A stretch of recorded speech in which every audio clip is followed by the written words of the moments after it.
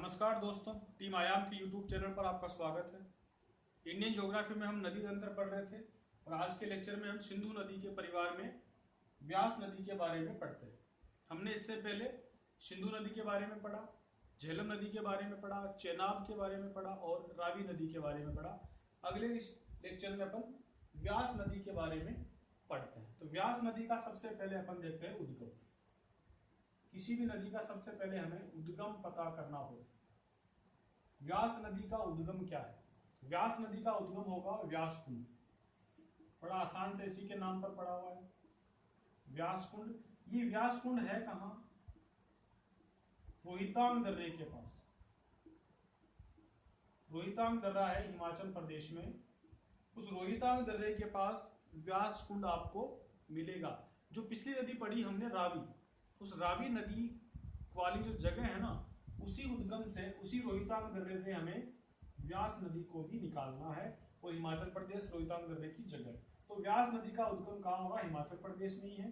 जगह का नाम व्यास कुंड, रोहितांग दर्रे के पास। इसको अपन मानचित्र में व्यवस्थित कर, ये हिमाचल का इलाका है। इसको मिटा देता हूं एक्स्ट्रा। ये हिमाचल का इलाका है। हिमाचल में ये जगह जो है ना, ये आप मानिए व्यास कुंड, ठीक है। और ये रोहितांग दर्रा है। इस दर्रे के इस तरफ से नदी जो निकली यहां से, उसका नाम पड़ा था रावी। और यहां से अपने को नदी निकालनी है, इस दक्षिण वाले हिस्से से, व्यास कुंड से। यहां से नदी निकलेगी, उसका नाम होगा व्यास नदी। ये व्यास कुंड आपको याद करना। इस व्यास कुंड से व्यास नदी निकलती है।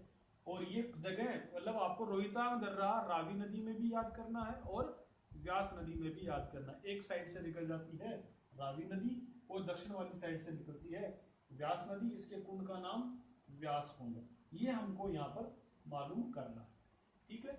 यहां से निकल कर ये कुल्लू, मंडी, कांगड़ा से होते हुए, कुल्लू, मंडी, कांगड़ा शहर है, इसके किनारे बसे शहर होंगे। कुल्लू शहर, मंडी, कांगड़ा, ये शहर यहां से होते हुए पंजाब में प्रवेश करती है। पंजाब में प्रवेश करती है। यहां से होते हुए नदी पंजाब में प्रवेश करती है। मैं आपको मानचित्र में दिखा दूं, आप चाहो तो। मानचित्र में अपन देखते हैं इस नदी के बारे में। यहां से निकली, यहां से इसका उद्गम होता है, यहां चलती हुई इस तरह से चल के ये यहां आ जाती है। पंजाब में एक जगह होगी हरीके, पंजाब में हरीके नामक जगह पर ये सतलज नदी से मिल जाएगी, वो भी मैं लिखाऊंगा। तो ये इसका उद्गम हुआ, यहां से चली इस तरह से। मंडी शहर इसी के किनारे आएगा, कुल्लू शहर भी आएगा और कांगड़ा जिला जो होगा वो भी इसी के किनारे हमको मिलेगा। तो ये हमने व्यास नदी के बारे में पढ़ा। कुल्लू और मंडी, कांगड़ा, ये शहर व्यास नदी के किनारे होंगे और बारहवीं नदी यहां से ऐसे करते हुए पंजाब में प्रवेश कर जाएगी। ये वाला इलाका ये यहां से पंजाब में प्रवेश कर जाएगी। तो पंजाब में प्रवेश कर जाती है। पंजाब में बहती हुई, पंजाब में हरीके नामक जगह पर, पंजाब में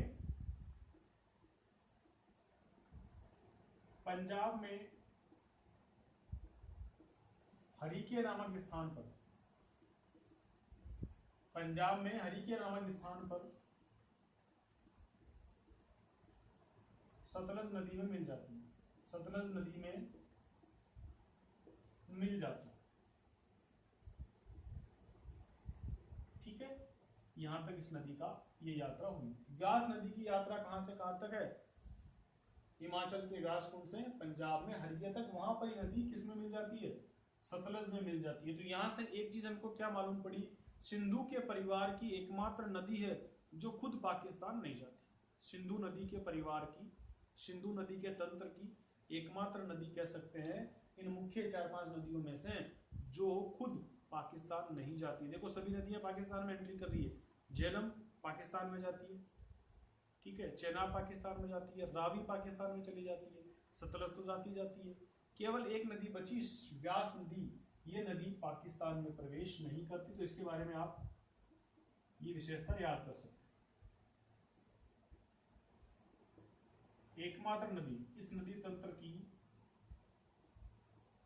इस परिवार की एकमात्र नदी जो पाकिस्तान में स्वयं प्रवेश नहीं करती, मतलब खुद पाकिस्तान में नहीं जाती, प्रत्यक्ष रूप से ये नदी पाकिस्तान में प्रवेश नहीं करती। ये बात अपने को व्यास नदी के बारे में याद रखनी है। कुल्लू घाटी इसी नदी का परिणाम है, कुल्लू घाटी का निर्माण करती है। इसी नदी के किनारे क्या है, कुल्लू शहर बसा है, तो कुल्लू घाटी में अपन याद रखेंगे। तो कुल्लू और कांगड़ा घाटियां जो है इसी नदी की घाटियां मानी जाती है। ये तो आप इसको ऐसे ही लिख लेंगे, बता देता हूँ। कुल्लू घाटी और कांगड़ा घाटी इसी नदी की घाटियां हैं। ये जानकारी हमें देखी व्यास नदी के बारे में। अब हम देखते हैं इसकी सतलज नदी। इस परिवार की अगली नदी कौन सी होगी, सतलज नदी।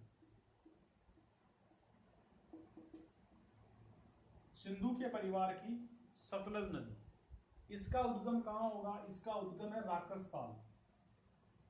यहां जहां से सिंधु का उद्गम है ना, उसके पूर्व की दिशा में, यहां से थोड़ा यहां से कर लो आप, यहां से इसका उद्गम है। राकसताल नामक जगह है जहां से इसका उद्गम है। शिवकिला दर्रे से ये प्रवेश करती है भारत में और हरिके में व्यास नदी से मिल जाती है। कौन सी नदी, सतलज नदी, जिसे सातुद्री भी कहते हैं, जिसे सातुद्री भी कहते हैं। बिपाशा को बोलते हैं। व्यास नदी का दूसरा नाम क्या है, बिपाशा या अर्घिक्रिया, याद कर लीजिए, बिपाशा या अर्घिक्रिया व्यास नदी का अन्य नाम है। मैं वहां लिखना भूल गया। अगली नदी हमारे पास सतलज नदी है, इसे सातुद्री भी कहते हैं। इस नदी का दूसरा नाम क्या है, सातुद्री नदी भी है। उद्गम पे चलते हैं। सबसे पहले उद्गम कहाँ होगा इस नदी, सतलज नदी का उद्गम कहाँ होगा, तो वही कहाँ होगा, कैलाश मानसरोवर के निकट, कैलाश मानसरोवर के निकट, कैलाश मानसरोवर के निकट। राकसताल जगह का नाम क्या है, राकसताल। कैलाश मानसरोवर के निकट राकसताल नामक जगह हो। यहाँ इस जगह का नाम क्या होगा, राकसताल। यहां से इस नदी का उद्गम होता है, ठीक है। यहाँ तिब्बत में नदी बहती है। यहाँ इसे लांगचेन खंबाओ कहते हैं, तिब्बत में इसे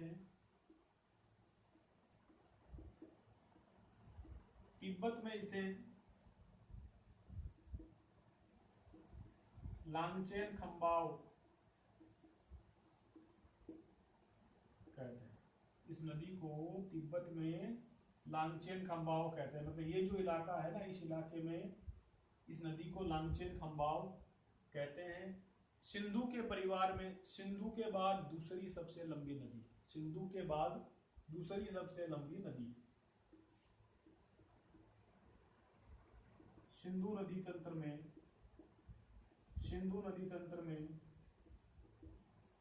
सिंधु के बाद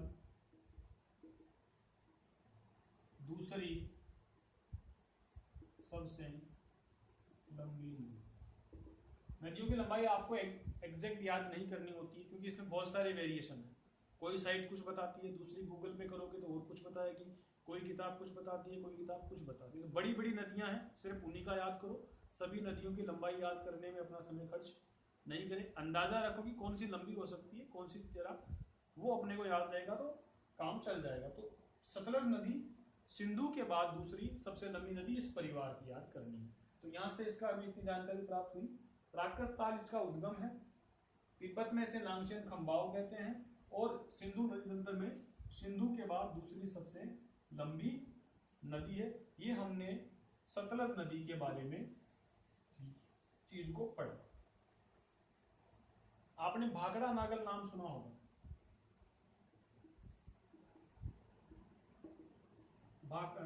इसके पहले मैं लिखाता हूं। यहां इसको लांगचेन खंबाओ कहते हैं ना। यहां से इसकी भारत में एंट्री होती है, यहां से इसकी भारत में एंट्री होती है। तो भारत में शिपकिला दर्रे से प्रवेश करती है, भारत में शिपकिला दर्रे से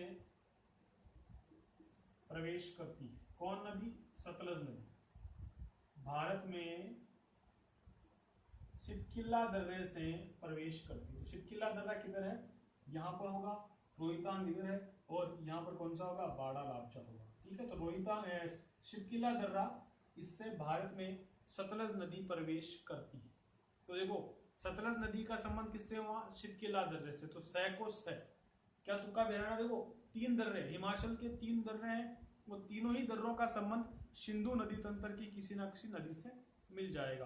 तो सतलज नदी का अगर कोई संबंध निकालना भी चाहे तो सतलज का शिपकिला दर्रे से संबंध है, तो सै को सै से रखेंगे। बाकी मैंने पिछले में आपको ट्रिक बताई थी, रावी नदी, रोहितांग दर्रा, याद रखें, रावी रोहित, 2 दोस्त लड़कों के नाम अपने को साथ में रखने हैं, ठीक है। और ये व्यास का ही बन जाएगा, और बाकी जो बनी चेनाब उसका बाड़ा लापचा अलग रह जाएगा, उसमें अपने को याद करने की आवश्यकता ही नहीं पड़ेगी। तो भारत में इसका प्रवेश कहाँ से होता है, भारत में इसका प्रवेश होता है शिपकिला दर्रे से। इसके बाद देखते हैं भाखड़ा नागल बांध, भारत में प्रवेश हो गया, हिमाचल में भूमि, भाखड़ा नागल बांध, भाखड़ा नांगल बांध इसी नदी पर, बचपन से सुनते आ रहे हो, कोई दिक्कत नहीं होनी चाहिए, इसमें याद रह जाएगा। भाखड़ा नांगल बांध सतलज नदी पर ही बना हुआ, भाखड़ा नांगल बांध सतलज नदी पर ही बना हुआ है। पंजाब में एक जगह आई हरिके, हरिके मतलब पंजाब में आएगी जगह, हरिके नामक स्थान पर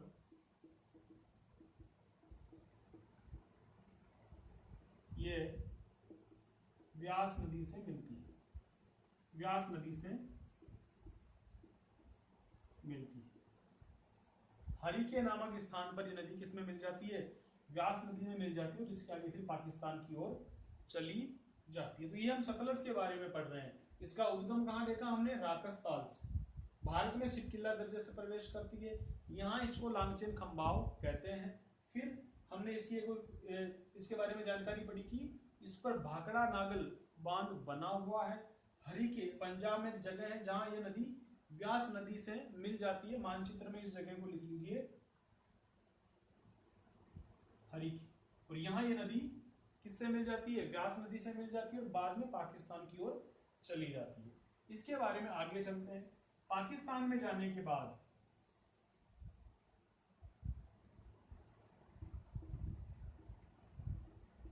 पाकिस्तान में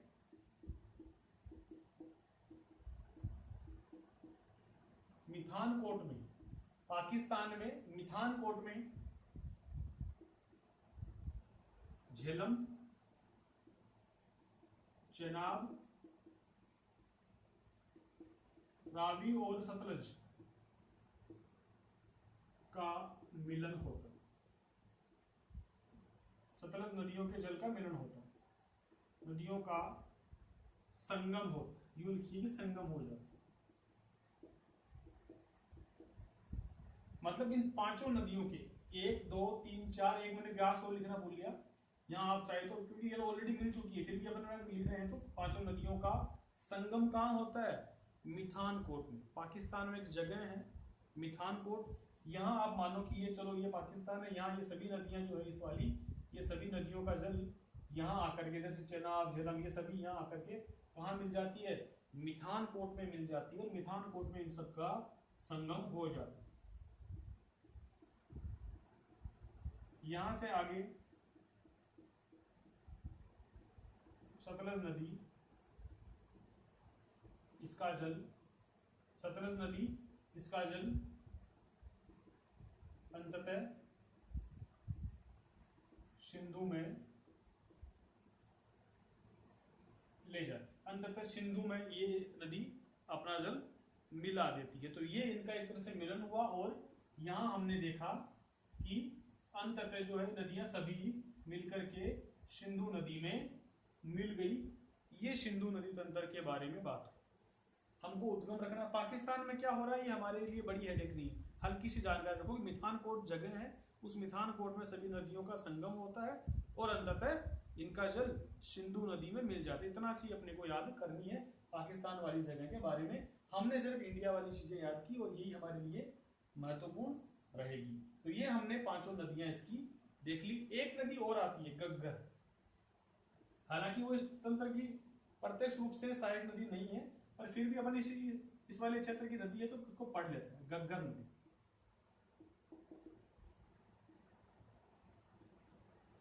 अंतःस्थलीय नदी है। घग्गर नदी कैसी है? अंतःस्थलीय नदी है। इसका मतलब क्या होगा? मतलब ये किसी दूसरे देश में नहीं जाती, और मतलब ये स्थानीय नदी है और वर्षा ऋतु में प्रभावी होती है। वर्षा ऋतु में, हालांकि ये इसकी प्रत्यक्ष रूप से इसका कोई लेना देना नहीं है इससे, पर ये इसी इलाके में है तो इसको पढ़ा जाता है। वर्षा ऋतु में सक्रिय, मतलब बारिश का पानी जब आता है तभी ये सक्रिय हो जाती है, लुप्त भी होती है। ये नदी कई कई जगहों पर ये लुप्त हो जाती है और कई जगह पर वापस दिखाई देने लगती है। इसको पौराणिक सरस्वती भी कहा जाता है। घग्गर नदी को पौराणिक सरस्वती नदी भी कहा जाता है। तो ये कभी कभी क्या होती है, लुप्त भी हो जाती है। उद्गम इसका कहाँ होता है ये हम देख लेते हैं। इस नदी का उद्गम कहाँ होता है? शिरमूर में। शिरमूर में मालवा पंख है, मालवा पंख है। और ये कहाँ मिलेगा? हरियाणा। हरियाणा में जगह होगी शिरमूर, जहां पर मालवा पंख नामक स्थान से यहां इस नदी का उद्गम होता है। करनाल में आते आते लुप्त हो जाती है, फिर करनाल में थोड़ी सी आगे चलते फिर प्रकट होती है। हनुमानगढ़ तक इसका प्रवाह होता है, यहां से लेकर के हनुमानगढ़ तक इसका प्रवाह होता है। कहां तक होता है? हनुमानगढ़ तक। हरियाणा से निकलती है और हनुमानगढ़ तक, राजस्थान का हनुमानगढ़ जगह है, वहां तक इसका प्रवाह होता है। कोई खास इंपॉर्टेंस नहीं है, पर आप नाम याद रखोगे। घग्गर नदी हरियाणा से इसका उद्गम, और इस वाले क्षेत्र की नदी इसको माना जाता है। ये हमने सिंधु नदी तंत्र के बारे में जानकारी प्राप्त करी। अब हम देखते हैं जो छोटी छोटी जानकारियां हैं इस पूरे नदी तंत्र के बारे में, उनको अपन एक बार हल्का सा देख लेते हैं। सिंधु नदी जल समझौता, इसको आप याद रखोगे। सिंधु नदी जल समझौता, सिंधु नदी जल समझौता, इसका सन याद रखोगे 1960। किन देशों के बीच हुआ? भारत और पाकिस्तान के बीच। भारत पाकिस्तान के बीच समझौता क्या था? सिंधु का 80% जल पाकिस्तान के हिस्से में जाए। सिंधु नदी का 80% जल पाकिस्तान यूज करेगा, बचा कितना? 20% जल भारत यूज करेगा। ये सिंधु नदी जल समझौता है। कब का है? 1960 में। भारत और पाकिस्तान के बीच में, इतनी सी बात है। 80% जल पर किसका अधिकार होगा? पाकिस्तान का होगा, और 20% हिस्से पर भारत का अधिकार है। और भी नदियां हैं, उनका भी तो जल है ना, उसके बारे में भी समझौता है, उसको अपन एक ट्रिक से याद कर लेते हैं। ये तो मैंने केवल सिंधु के बारे में लिखा है। ये 20% का है जो है वो रूल क्या है?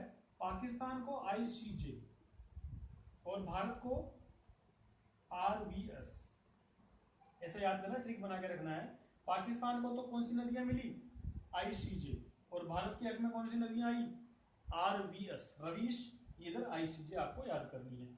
I का मतलब इंडस, सिंधु नदी का अंग्रेजी नाम क्या है? इंडस है। C का मतलब चेनाब है, और J का मतलब झेलम। ICJ। इस नदी समझौते में पाकिस्तान के हिस्से में कौन सी नदियां आई? तो 3 नदियां याद करोगे, ऊपरी 3 नदियां, इंडस, झेलम और चेनाब। ऊपर वाली 3 नदियां ICJ। तो ये ICJ नदियां जो है ना, ICJ, इंडस, चेनाब और झेलम, इन तीनों नदियों का 80% पानी पाकिस्तान यूज करेगा। ये तो मैंने सिंधु के लिए लिखा है ना। अगर पूरे सिस्टम की बात करें तो 3 नदियां किसके हिस्से में आई?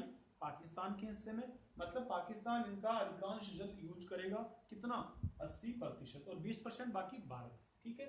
और ये बची हुई रवीश, RVS, रावी, हालांकि बियास होता है पर मैं इसको व्यास कर लिया, और सतलुज।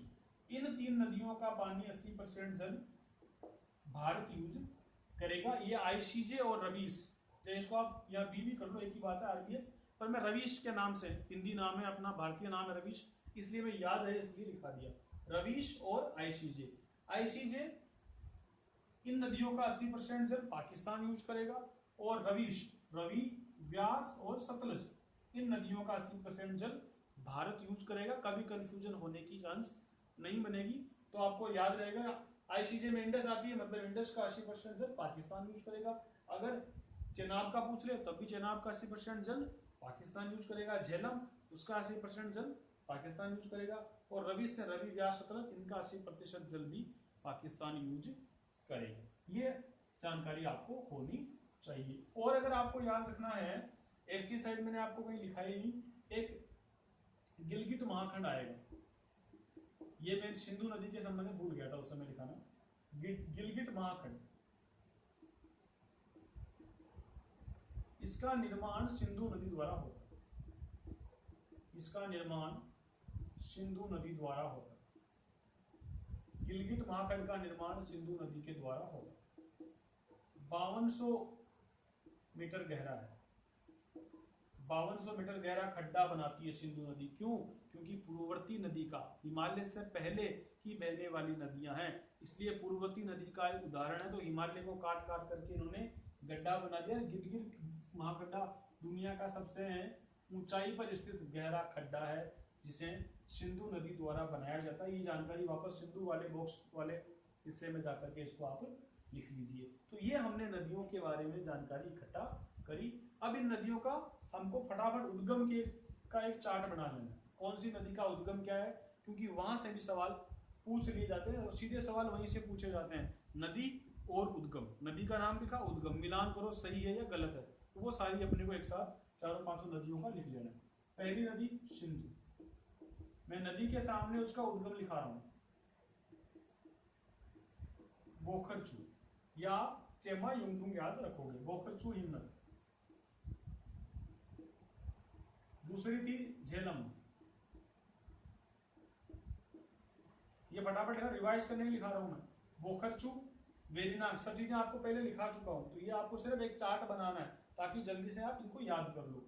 सिंधु नदी का उद्गम बोखरचू, झेलम का वेरिनाग, चेनाब, इसका बाड़ा लापचा, बाड़ा लापचा दर्रा, फिर रावी, इसका रोहितांग दर्रा, व्यास का व्यास कुंडी है, ये भी रोहितांग दर्रे के पास ही, ठीक है। और छठी सतलज नदी, इसका उद्गम राकसताल, इसका उद्गम कहां बताओगे, राकसताल, ये भी कहां पर, कैलाश मानसरोवर के निकट, कैलाश मानसरोवर के ही निकट याद रखोगे। तो इस तरह से हमने ये नदियों का उद्गम फटाफट इनको याद कर लिया। ऐसे सवाल भी और ऐसे ही पूछे जाते हैं, अधिकतर सवाल आपको ऐसे ही पूछे जाएंगे, या फिर कभी कभी सत्य वाले सवालों से बनाकर पूछे जाएंगे। रोहितांग दर्रा इस बार चर्चा में रहा है, वहां पर एक सुरंग का निर्माण हुआ है, तो वहां अभी कोई सुरंग और सड़क बनाई गई है, उसका उद्घाटन हुआ है फिलहाल। तो रोहितांग दर्रा चर्चा में है, तो रोहितांग दर्रे के बारे में चीजों को आप अच्छे से याद करके रखोगे। इस तरह से हमने नदियों के सिस्टम को, पहला नदी तंत्र हमने हिमालय का सिंधु नदी के तंत्र के रूप में कंप्लीट किया। अगले लेक्चर में अपन गंगा नदी तंत्र के बारे में पढ़ना शुरू करेंगे। तब तक के लिए आपको सभी को ऑल द बेस्ट, बहुत बहुत धन्यवाद।